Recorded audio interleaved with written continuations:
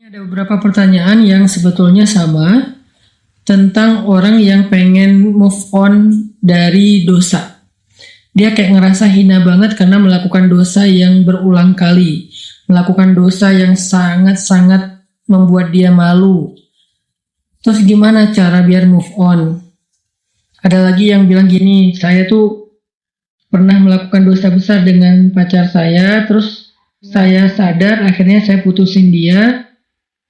Tapi setelah mutusin dia, saya nggak kuat, saya pengen balikan, berbuat dosa lagi yang sama. Terus sekarang saya mutusin dia lagi karena nyesel. Udah gitu dia kayak ngejar-ngejar saya dan minta pertanggungjawaban dari saya karena dia ngerasa udah saya rusak. Gimana dong Ustadz? Masya Allah ya, luar biasa. Teman-teman yang dirahmati Allah SWT.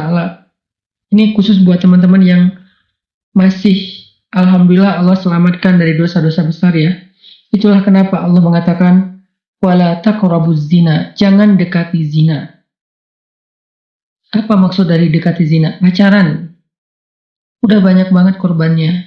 Kenapa sih kalau orang bilang ngomongin pernikahan banyak yang sentimen seolah-olah pernikahan itu aib banget, dosa banget, padahal pernikahan itu menutup pintu zina. Walaupun ada sih yang selingkuh, ada juga sih yang macam-macam, tapi maksudnya setidaknya dia sudah menutup banyak pintu-pintu zina. Giliran ngomongin pacaran, orang pada ngedukung, padahal korban dari pacaran itu udah banyak.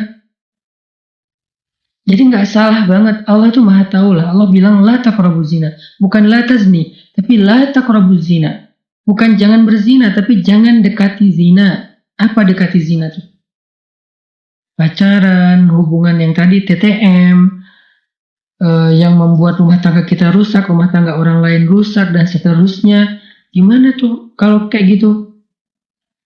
Apa kita mau kalau keluarga kita diperlakukan orang lain kayak gitu? Makanya jangan dekati zina.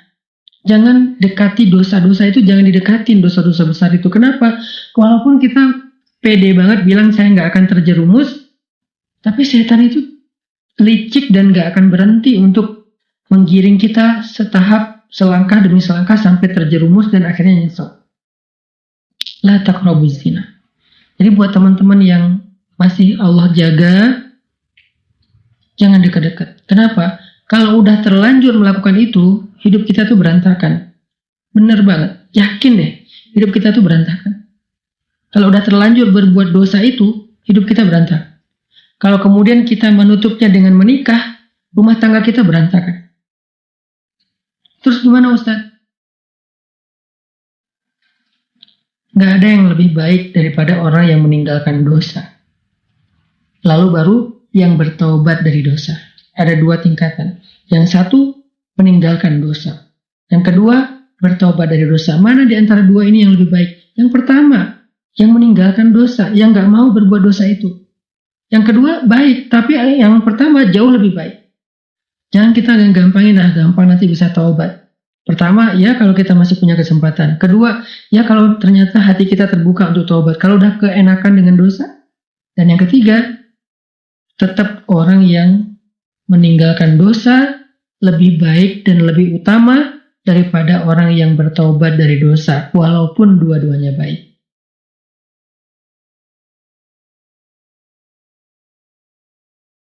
Walaupun dua-duanya baik.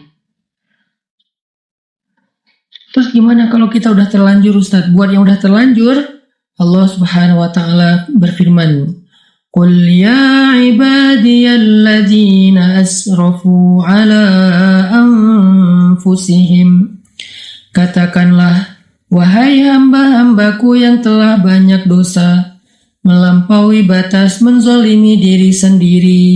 Allah memanggil orang-orang yang merasa banyak dosa. Qul ya ibadiyalladzina asrafu ala anfusihim. Wahai hamba-hambaku yang banyak dosa, kata Allah, yang berzina, yang datang ke dukun, yang syirik, yang durhaka sama orang tua, yang mencuri, yang membunuh, yang makan riba, yang banyak dosa, berbagai macam dosa yang gak kebayang. La taqnatu min rahmatillah. Jangan berputus asa dari rahmat Allah. Innallaha yaghfirudz dzunuba jami'a. Sesungguhnya Allah mengampuni semua dosa. Gak ada dosa yang gak diampuni sama Allah. Tapi saya pernah syirik, Ustaz. Allah mengampuni semua dosa. Termasuk syirik? Termasuk syirik. Syirik itu baru gak diampuni kalau dia mati dalam keadaan itu dan belum bertaubat. Kalau dia bertaubat, semua diampuni. Termasuk riba, termasuk riba. Durhaka sama orang tua, termasuk durhaka sama orang tua. Berzina berkali-kali, ya. Kalau dia taubatnya sungguh-sungguh. Kalau dia mengulangi lagi, berarti belum diampuni dosanya. Kalau dia sungguh-sungguh, syaratnya taubatan nasuha itu dia benar-benar tinggalin tuh dosa. Dia berjuang meninggalin dosa itu, apakah dengan pergi dari sana, apakah dengan delkon, apakah dengan ganti nomor, apakah tutup sosial media, tutup semua akses informasi, agar nggak berinteraksi lagi dengan orang yang membuat kita terjerumus kepada dosa. Tinggalkan segala masa lalu, fokus untuk memperbaiki diri di hadapan Allah. Kalau itu taubatnya, Allah bilang, Innallaha yaghfirudz dzunuba jami'a.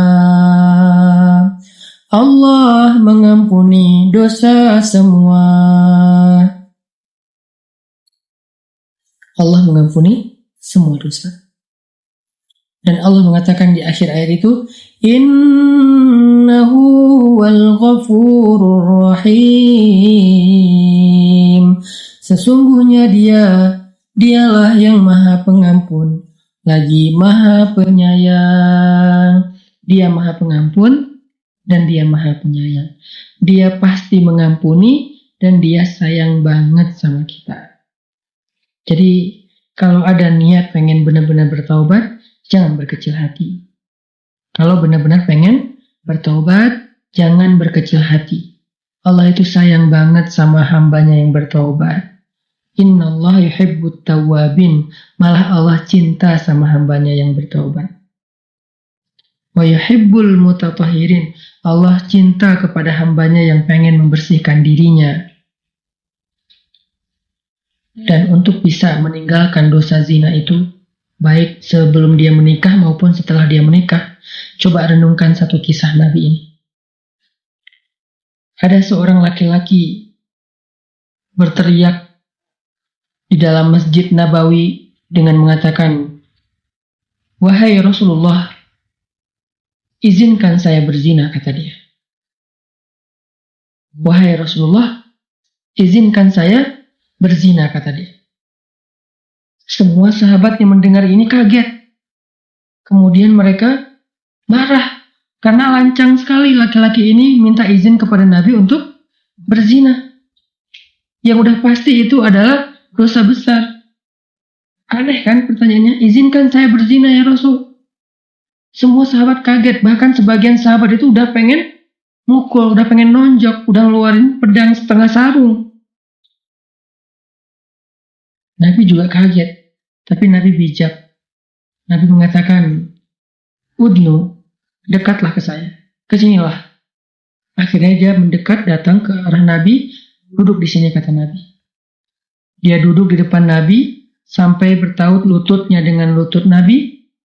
Kemudian Nabi bertanya dengan suara yang lembut, karena Nabi ingin melembutkan hati orang ini.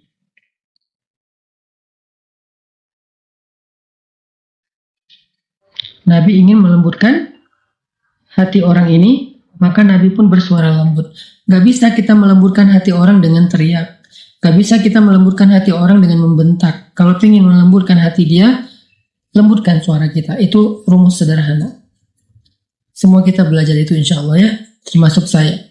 Kalau kita pengen melembutkan hati keluarga, hati pasangan, hati anak, maka lembutkan suara kita.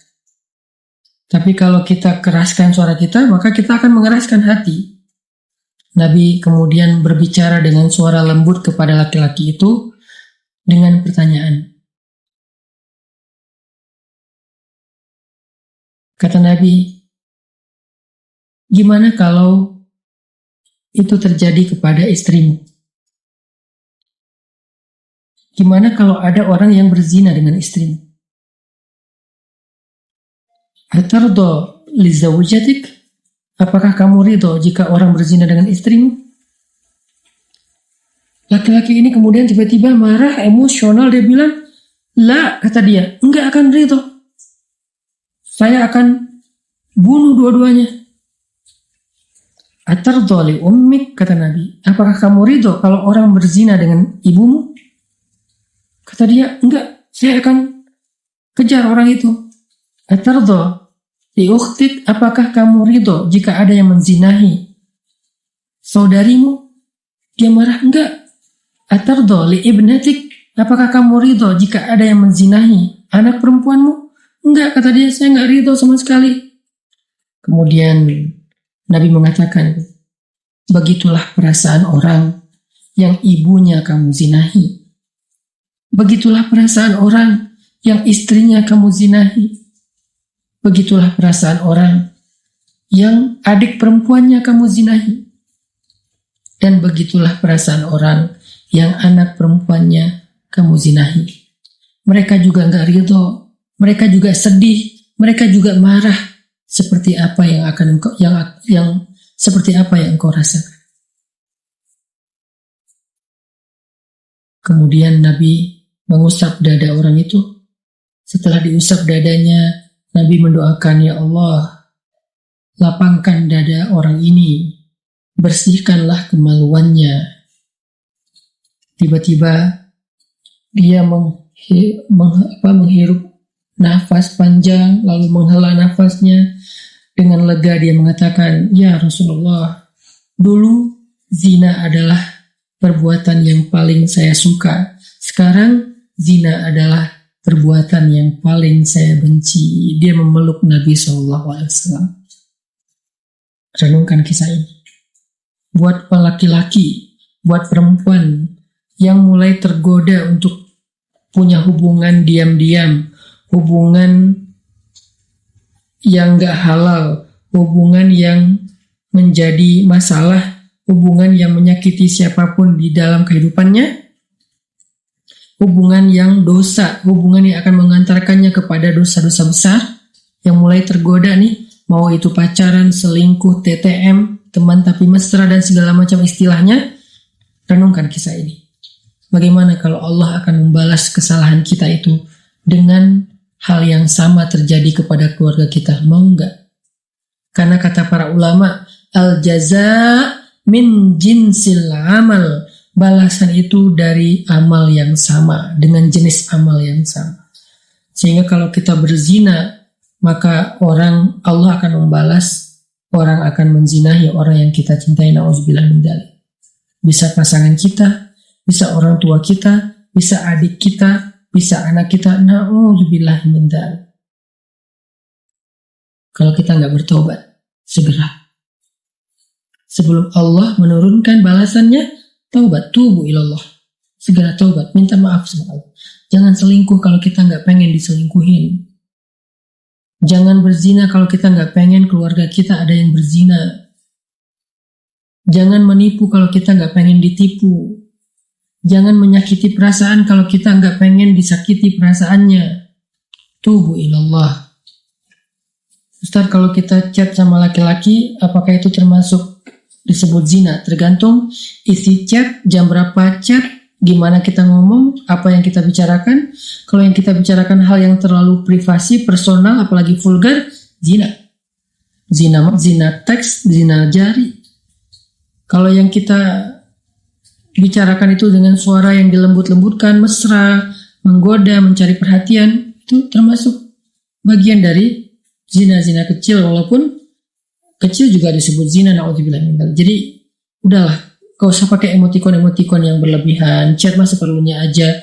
Yang dibicarakan juga hal yang penting, jamnya juga jangan kemalaman, maksimal sampai jam 10 misalnya, kecuali kita bersama dengan muhrim kita, gak sendiri. Apalagi sampai video call segala macam, janganlah, karena itu dosa. Dan nanti balasannya juga sama, kita juga gak akan mau anak kita kayak gitu kan. Kita nggak mau kan saudara kita kayak gitu. Kita nggak mau kan apalagi pasangan kita kayak gitu. Renungkan nasihat Nabi tadi kepada laki-laki yang datang kepada beliau. Itu modal banget buat kita ninggalin dosa. Itu modal banget buat kita ninggalin